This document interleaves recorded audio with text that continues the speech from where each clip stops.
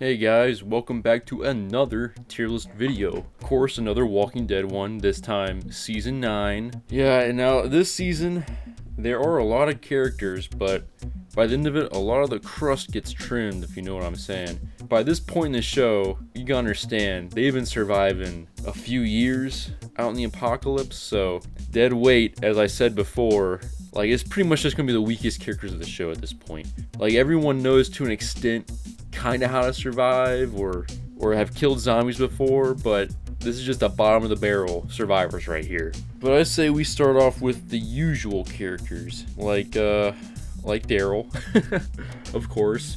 Now, actually, Daryl does get a change a little bit this season. Now he has the ability to use a dog. I mean, that has some good uses. Can't really get too much higher, but still a true survivor, of course. Maggie, she's only in like 5 episodes this season, which she's about the same from last season.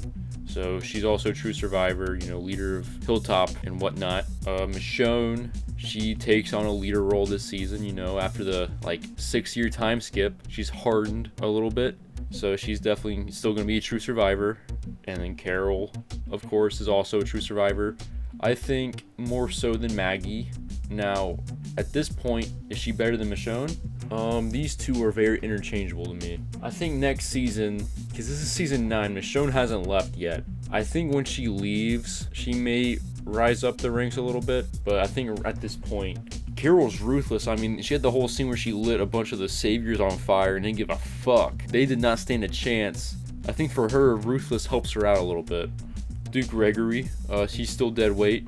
He actually is a lot more slimy now, going behind the survivors' backs, trying to kill Maggie. Got a drunk dude to try and take her out, and then try to kill her himself. So, still dead weight. He only survives like 1 episode until Maggie like fucking hangs him. So, yep, dead weight. Rosita's still the same, useful. What can you say? Jerry, I'd say, is useful. He doesn't know as much shit that Rosita knows, but he's a fucking tank class with his battle axe and shit. Good fighter to have. Jesus, of course, I think is a better fighter. He is actually a true survivor, even though he does not survive this season. But we do see him kick some ass one last time with his fucking sword. So that's pretty cool, but no one, you know, ever expected that a zombie would stab him. It's kind of a cheap shot, if you ask me, but Jesus is a true survivor, nonetheless. Ezekiel, I think he's gotten a lot better than last season. He knows a little bit how to fight now and how to actually lead, not to pretend to be a king all the time, you know, not that crazy shit. I'll put him above Jerry. Well, he has cancer too. Doesn't seem to hold him back too much though. He still does all the shit he was doing before, but he is someone to look up to in the zombie apocalypse. Very good to have around. Tara. Now, Tara has an odd situation going on this season where she kind of like becomes a leader out of nowhere for Hilltop. Just because Maggie's gone, because the actress didn't want to be there anymore. So yeah, they just kind of put her in that role for no reason. It doesn't feel natural to me at all that she becomes a leader there. I'm just going to keep her an average. Maybe she's like top tier average at this point. It's her last season too, so this is where she ends up. And then Enid, of course, her last season as well. Useful. I mean, she's a survival person. She actually does learn medical shit, which I think bumps her up, honestly. She's the one that amputates Aaron's arm. I'll put her right here.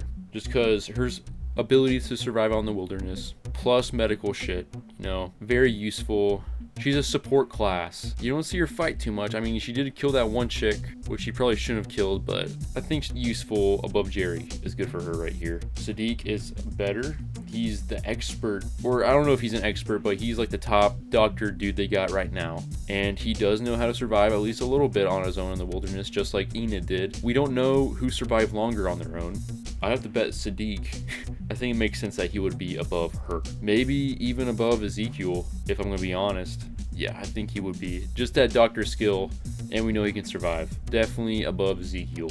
Nebula, almost decent, I guess. Or it's going to be harder to find more and more dead weight characters. And Nebula's cool and all, but she helped out that one time in season 8 in combat. And other than that, I don't think she does any combat stuff. She's just like the woman that looks after children. It might be mean to put her in dead weight, but I think I don't hate the character or anything. I think you need people like this around to like look after the children and be like the nurturing kind. But let's be honest, if she's 1v1ing most of these characters, I don't think she's winning. And she doesn't have any good survival skills that we know of. Other than, I think she's kind of a farmer. She grows shit. Okay, well, if she grows shit, she knows how to grow stuff. She knew what was like infecting the plants at Kingdom. Just because of that, I mean, help feeding the populace is pretty good to have. Almost decent. Jadis, I mean, she knows how to survive, I guess. Kind of crazy. You never know exactly whose side she's on. She joins the community, but her only like big talent is art. So I'm gonna keep her right there. Scott, average. I'll put Scott behind Jadis. She survives on her own for a while. He doesn't. Next we got a rat, or a rot, however you say it. Average, I guess. I'd say Scott is more trustworthy, more loyal guy to have around. A rot probably has more combat experience, but I think he's gonna be better to have around. Cindy, leader of Oceanside, probably here. She is the leader of Oceanside. They use like harpoons and stuff. She leads like an assault on the remaining survivors of Sanctuary, so it's pretty badass. Right behind Tara, I would say. And then Alden, man, a lot of average characters we got this season. You know, nothing special. Fuck, I forgot. Is Alden a blacksmith? I think he is. I'm gonna put him right here because blacksmith is better to have than whatever Jadis is. And then Aaron gets a little bit of a handicap this season. He gets his arm crushed by a log. That kind of helps him out a little bit because he turns into like, I don't think this season he does. It's just kind of a hook this season. But later on he turns into like a mace. And he's a good leader. He's smart. He can definitely survive on his own. Definitely gonna put him there. And then Henry. Morgan trained him with the stick. You know, he's pretty good with that. He's not really good at reading people. He kind of gets himself into some shitty situations here, just being too horny, I guess. I'll have to put him almost decent because he does have good stick fight abilities, but that didn't really save him in the end. Almost decent. Laura, I think she dies this season, either this season or next season. Beta like smashes her into the ground. Average. Negan's kind of cut out a little bit, but this is Negan. So most of the season, Negan is like locked in a cage. He does get out, but he doesn't really survive that well. I think if anything, he's been getting better as a character. You know, he is smart. He's good with strategies. Hell of a melee combat guy. He's got the strength. I'll put him right there. Top tier useful. Gabriel, he's even better. I'd say he's top tier average at this point. 6-year time skip, he does get pretty good. I mean, I think he's a pretty good shot with a rifle. And he kind of starts turning into a badass, kind of like out of nowhere. I'll have to put him right there. Yeah, useful. And then Eugene, honestly, he does know how to fight now. So he's not a useless piece of shit anymore. He actually knows how to do shit. He can fight. That's the only thing he was missing before, because his fucking knowledge skill is just OP as fuck. Honestly, I'll have to put him right here. I'll put him right behind Jesus, because all their combat ability is still superior than Eugene, especially, you know, for the zombie apocalypse. Their skills are unmatched, so he's still going to be at the bottom of True Survivor at this point, but he's getting there, man. He's getting there. All right, now all these are new characters minus this guy in the end, so we'll go ahead and knock them out. This is Ozzy the Highwayman. You only see him in like maybe like 1 or 2 episodes. He is a highwayman. Apparently they didn't have like a base camp or anything. They just survive on the highway, so I'll put him right there. No, I'll put him on the end just because we don't see much of him. You know, we see him for like 1, maybe 2 episodes. I can't put him above these characters that we know their skill sets, you know, so I'll have to put him right here. These the couple, Tammy, all she does is complain this season. I honestly cannot tell you what she does. And then this guy, he's a blacksmith, so that makes him a little bit better. He's a drunk though. Drunk piece of shit that'll honestly kill Maggie just because someone told him to, and he did it unsuccessfully. I'll put him right there just because his blacksmith talents. We got the Magna gang right here.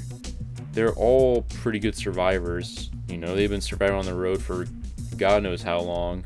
Yumiko is the bowman, and I think the leader of the group.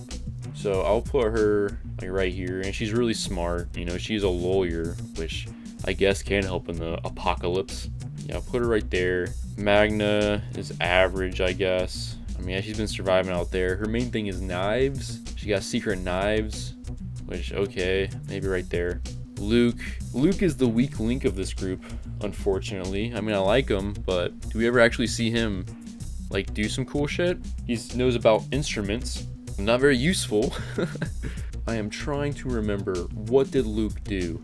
I remember him and Alden got captured by Alpha at one point. Yeah, sorry Luke, I'm gonna have to put you right there. I'll put you above the drunk, how about that? This kid could probably whoop your ass though. Kelly and Connie.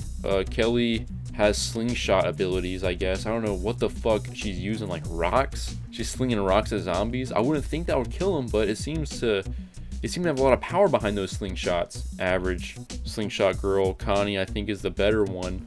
But here's the thing, she is deaf. And I know she's strong, she can take care of herself, but let's be honest here. Being deaf in the apocalypse is definitely a handicap. I don't know how the fuck she survived this long, to be honest. Especially with people that can hear normally, always getting snuck up by zombies. How is she not getting snuck up on? I'll put her above Magna. I think she's more capable than Magna, and she's smarter. We'll go ahead and do the whispers now. The 3 main whispers of this season. We'll start off with Lydia. I'm gonna be real, all 3 of them are true survivors. They survive in the wilderness. I mean, have you seen the fucking shit they do? She eats bugs for one. She knows how to just survive on the land. Like, I know Eden has done that before, but for maybe like a couple months. This chick's been doing this for years. I mean, this is the only way she knows how to survive. She's definitely a true survivor in the apocalypse. She is literally built for this. Now, the real question is, who's better than who? I think Alpha is probably smarter, but Beta is more of a fucking tank, you know? He got thrown down an elevator shaft and survived that shit. I don't think Alpha could have done that. Oh man, are they better than Daryl? Is Daryl finally gonna get surpassed? Honestly, guys, I think finally in this show, Daryl has been surpassed by both these motherfuckers. Just by definition, these guys are survivors. Okay, and this guy can survive a hell of a lot of shit. I think without Alpha, he just would have been crazy and probably would have died on his own. But she found him. Yeah, honestly, we know for a fact fucking Alpha can survive on her own. There you have it. And now the Grimes. Judith Grimes' debut, even though she's been in the show since like season 3, but she can finally talk. I mean, she's a good shot, and she knows how to use a katana. She's the one that saves this whole group right here. The Magna group. She's a kid. I can't put her too high because we really don't see her in a whole lot of shit this season. All we really see her do is that beginning scene where she saves him. But we know she's got a good shot, and then Michonne's trained her with the katana, so I'll have to put her right there. And then here, our boy, the main guy, his final season, the end of his story arc, Rick Grimes. And I know he's not actually dead, okay? I mean, he's still a survivor. He is definitely going to be up here, but he is at the smartest he's ever been. You know, this is the peak Rick. He's done a lot of crazy shit at this point.